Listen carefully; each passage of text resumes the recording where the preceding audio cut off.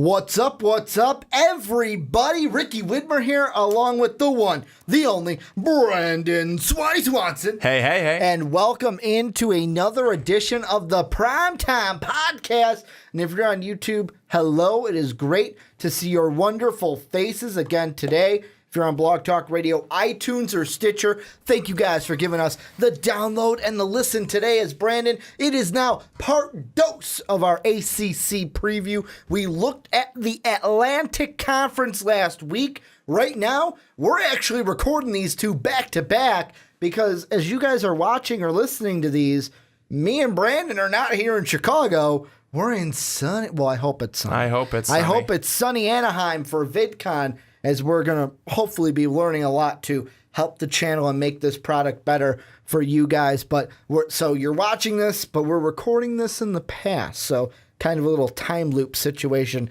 going on between us. But we are going to be previewing the ACC, the other division, the Coastal Division today. And we are looking at, Brandon, we're just going to get right into it. We're going to look at the Duke Blue Devils to start. And these teams that are near the bottom are kind of hard because it's like, well, where do you start?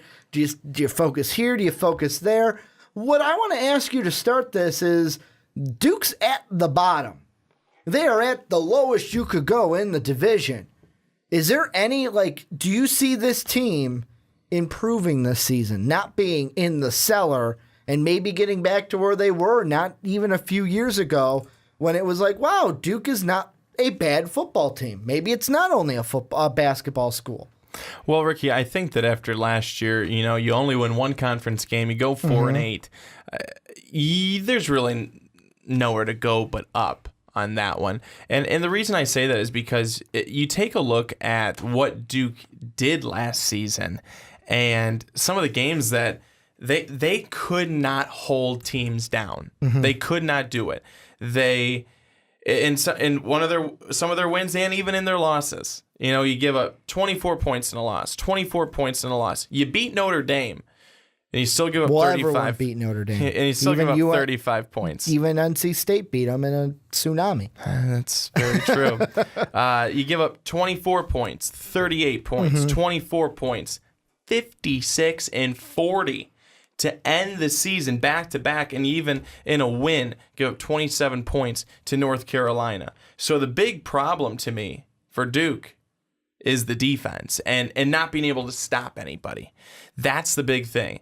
If you can get that defense corralled and get some stops, get some more sacks, being able to really rush the quarterback and put pressure on opposing quarterbacks, I think that you can have a little bit more success. And if Duke's able to have a little bit more success and even bring down their average points per game given up by, 5 points, that would be very nice. It's an improvement.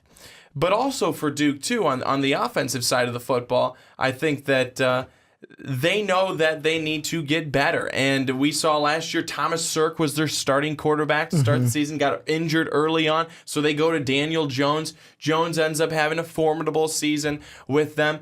He'll be back this year, and now he'll be able to get some stuff underneath. He already has some experience underneath his belt now, but he'll be back to go at it again. And 3 of their top receivers are back, so that's a great thing. There's some really high positive things for Duke when you take a look at it. And, Duke right now, they are not...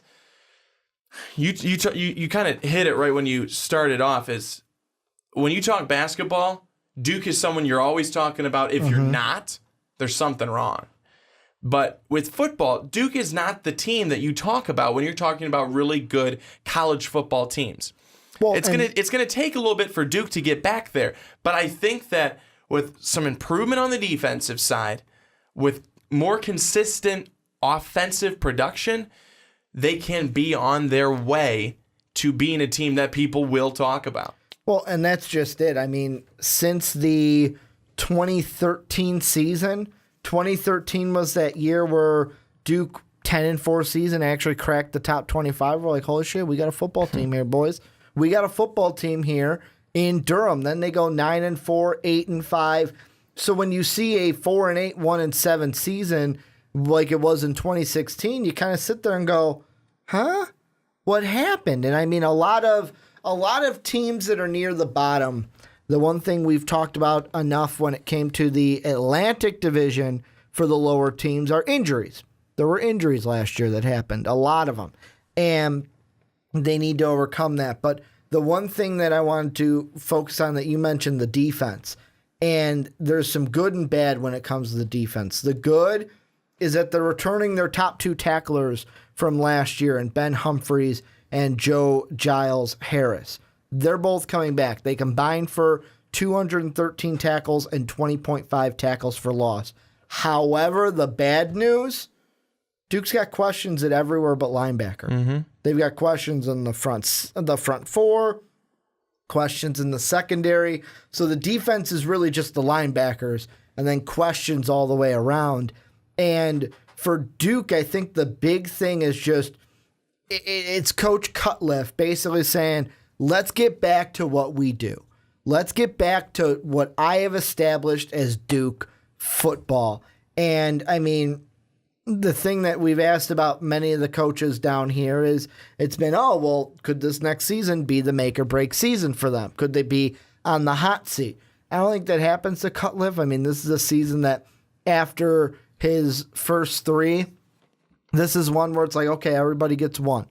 Let's just bounce back this next season. And I think Duke, I mean, looking at their schedule, they've got some big games out of conference. I look at September 9th against Northwestern. I look at the 16th against Baylor, a Coach Rule Baylor team that is expecting to turn things around for their programs.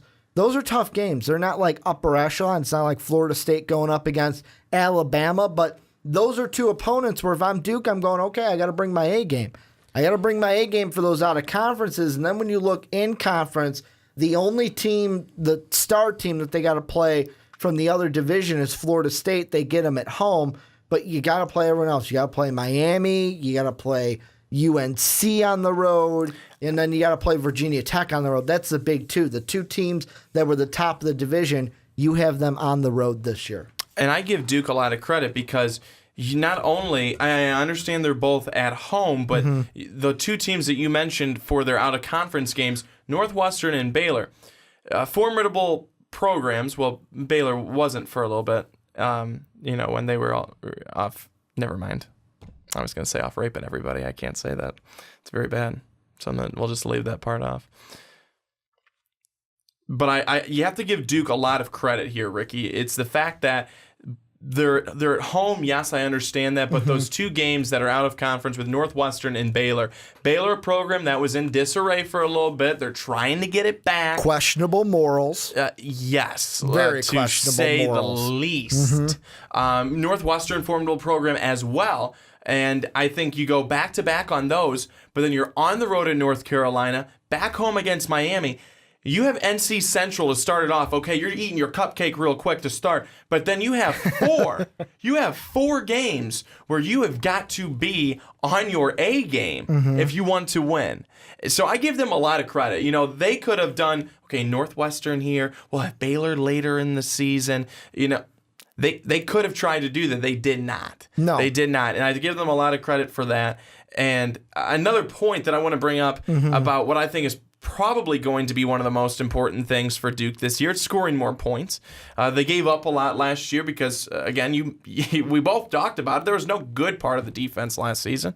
But it's scoring more points. From 2012 to 2015, their offense scored, on average, 30 points a game. Last year, it was 23.3. They took a 7-point step backwards. That's dramatic. I think if they can get to even 25, 27 points a game, they'd be happy.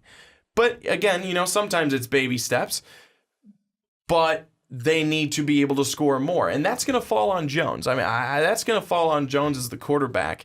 And TJ Rahming as the wide receiver, the top wide receiver that they return, who had 70 receptions last season, he only had 1 touchdown catch. He's got to get in the end zone a whole lot more. And again, I put that on Jones too. Well, and that's the big thing. The offense, obviously, and I know you guys are going to say, duh, Captain Obvious again, but like Brandon said, you got to score more points. That's how you win the game. Boom! That's how you win it. Boom! John Madden.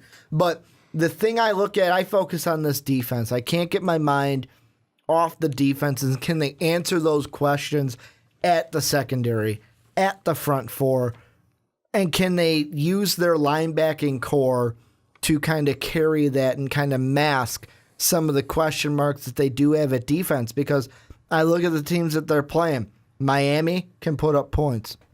North Carolina, yeah, they're going to have a new quarterback this year. We'll get to them later in this podcast, but they can put up points. You look at Florida State, DeAndre Francois. You thought Lamar Action Jackson was bad last year. DeAndre Francois can put up some points. So, I mean, and also with Pitt. Pitt had, 56 points against Duke last year. I think that, yes, scoring more points is good. However, on the other hand, you also need to stop the opponent from scoring. You got to score more points than the opposition. Boom, that's what John Madden would have liked to say. Now, I understand that we're talking about two completely different conferences here, but take a look at the Big 12, and we'll talk about the Big 12 in the next coming weeks.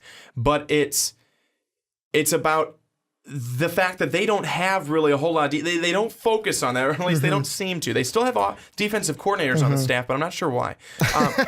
But they just focus offense. They all have offense all the time. But that's kind of what they do, is how defense for the Big 10 keeps you in games. Yep. Offense for the Big 12 keeps you in games. And I completely understand where you're talking defense, because I think that's very important. You can't be giving up 56 points a game and then 42 the next game. But if Duke could be scoring more points, they could win some of those games in an offensive shootout. But they can't do that if they cannot score, and they cannot score consistently. So that's one of the things where you look at the Big 12, they're able to win games like that. And Oklahoma and Oklahoma State, teams like that, they'll win games by just scoring again and again and again. Every drive down, they score. And then it's up to the other team. You got to go down. You got to score. Doesn't matter about defense. You just got to score. So that's kind of different. But the point that's is what you think that they should do, that Duke should be doing? The Duke needs to be scoring more points, and that's going to help keep them in games. Defense, yes, huge. But even if you're going to still struggle a little bit on defense, you've got to be able to then score to help kind of offset the bad defense. But I talked about it at the beginning, was that they couldn't get to the quarterback last season. They gave up so many yards per pass play, almost 9 yards per pass play. That was the most since 2012. That is too much. And that tells me quarterbacks sitting back there, plenty of time, going through reads, option 1, option 2, option 3, back to option 1. That's too long. Too long. They need to be getting to the quarterback earlier. Well, and Brandon, this is where I'm going to flip it on to them watching and listening. Guys, let us know down below, what do you guys think for Duke? What's going to be the big thing offensive, defensively as a team? What do you guys need to do to improve this year, maybe to get back to where you guys were just not even 2 years ago, 2, 3, 4 years ago, when you guys were kind of a surprise and was like, wow, okay, Duke's got a football team here to be competitive in the ACC. Let us know down below in the comment section.